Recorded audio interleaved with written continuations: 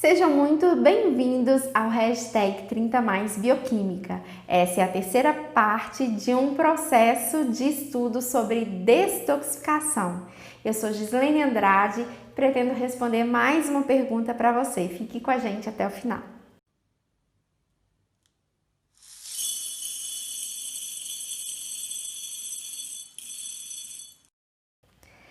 Bem, voltando ao tema detoxificação, essa pergunta de hoje, que eu quero responder em forma de um tópico da terceira aula, está diretamente envolvida com nutrientes. Existem alguns nutrientes muito específicos para fazer detoxificação, principalmente em fases, fase 1, fase 2, fase 3, elas têm nutrientes específicos e é exatamente isso que eu quero abordar com vocês hoje.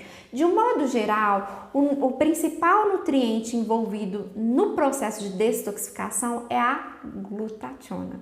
A glutationa, ela representa muito quando a gente fala no processo de detoxificação de um modo geral. E a glutationa, ela é dependente de 3 aminoácidos importantes: glutamina, glicina e cisteína.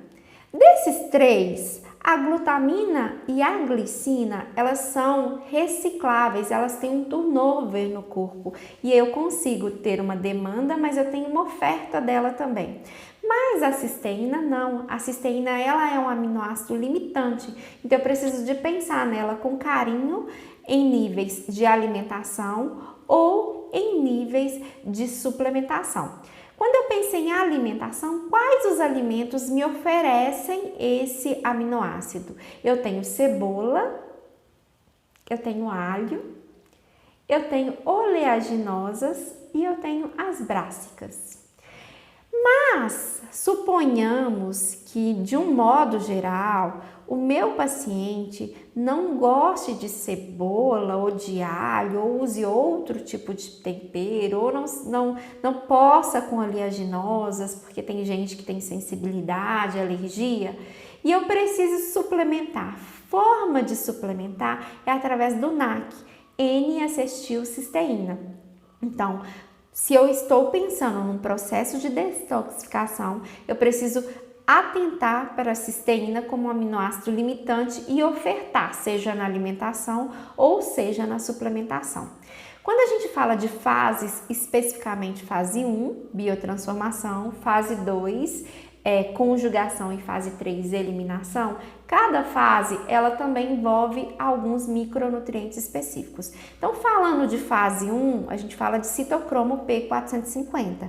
Quais são os micronutrientes que envolvem na formação dessa enzima? Eu tenho aminoácido, então eu preciso da presença da proteína na alimentação para ter aminoácidos disponíveis para o processo de detoxificação? Preciso.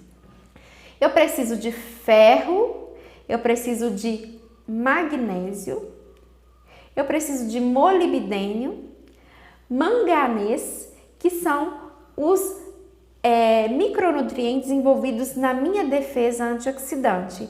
E eu preciso de fitoquímicos antioxidantes também. Mas não para por aí, isso a gente está falando só de fase 1. Fase 1 eu também preciso de vitaminas do complexo B.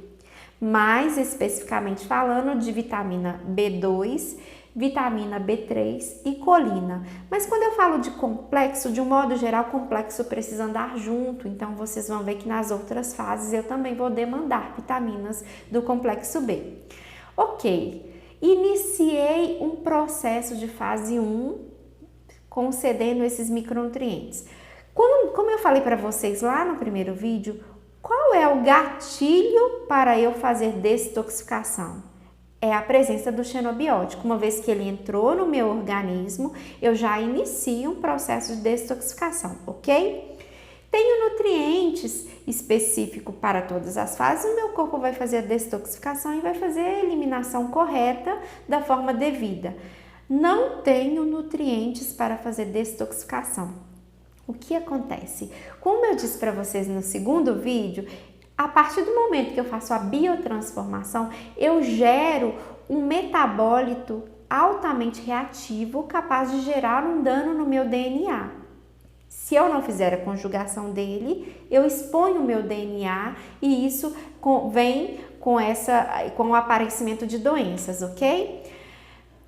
Então, partindo desse pressuposto e pensando que o meu corpo é extremamente inteligente, eu preciso de ter nutrientes. Se porventura eu tenho carência para fazer conjugação na fase 2, então o meu corpo ele bloqueia a via de detoxificação. Ele inibe a enzima citocromo P450 de forma protetora para evitar que eu gere um metabólito reativo capaz de alterar a minha configuração gênica e DNA. E com isso, as toxinas começam a se acumular no meu tecido adiposo. Aí vem a ideia de que tecido adiposo, como eu tenho que armazenar, eu gero uma carga tóxica exatamente no tecido adiposo. E essa carga tóxica, ela pode causar um desequilíbrio nas minhas respostas hormonais, como eu disse na primeira e na segunda, reforçando na segunda aula. Então, eu causo um desequilíbrio metabólico com essa deposição de toxinas. E aí, até mesmo para medicamentos, falando de um modo geral, uma dorzinha de cabeça te leva a tomar um medicamento para dor, eu posso causar um acúmulo desse resíduo no meu organismo. Então, esses nutrientes são específicos de fase 1. Tive nutrientes para fazer fase 1 e tenho nutrientes para fazer fase 2. Quais são os nutrientes envolvidos na fase de conjugação? Aí a gente fala exatamente de aminoácidos para formar glutationa, como eu falei, glutamina, glicina e cisteína. Além disso, o magnésio e o manganês voltam a aparecer. E aí, para o SAMe, que é extremamente importante e envolve a rota da homocisteína, eu preciso de vitaminas do complexo B. Quais? Todas. Complexo é para andar junto. Então, envolve-se vitaminas do complexo B. Então, os macronutrientes, de certa forma, eles são muito importantes nesse contexto de fase 1 e fase 2. Proteína, carboidrato e lipídio. Proteína, ela forma citocromo P450, que está envolvido na fase 1. O carboidrato, ele forma o ácido glicurônico, ele é um metabólito do carboidrato envolvido na fase 2, na glucoronidação. Porque a glucoronidação nada mais é do que conjugar um xenobiótico com o ácido glicurônico, que é um metabólito que vem do metabolismo do carboidrato. E eu preciso de ter gordura também para o metabolismo hepático. Então, eu envolvo, de certa forma, proteína, carboidrato e lipídio. Quando eu insiro um protocolo de dieta low carb, algumas vezes, dependendo do tempo desse protocolo, eu posso comprometer vias de detoxificação? Posso, porque de certa forma eu vou privar o meu organismo de carboidrato durante um período e aí vai ter uma deficiência às vezes nesse processo de detoxificação. Então, não é viável fazer detox e low carb, são duas visões diferentes, são contextos diferentes e vai depender de que fase do processo de emagrecimento ou de que fase o meu paciente está vivendo. Então, de certa forma, são fases diferentes. E finalizando a ideia dos micronutrientes, fase 3. Fase 3 de detox, a gente fala de eliminação e eu falei do generalzinho que fica lá na célula, que é a P-glicoproteína que controla a entrada e saída. Então, para P-glicoproteína que está presente muito nos enterócitos hepáticos, que está presente no organismo de um modo geral, eu preciso, pensando no intestino lactobacillus, então o intestino saudável é fundamental. Agora, envolvendo nutrientes, extrato de alho envelhecido, cúrcuma, pimenta preta, que a gente fala que é a piperina, que ela vai aumentar a biodisponibilidade da cúrcuma.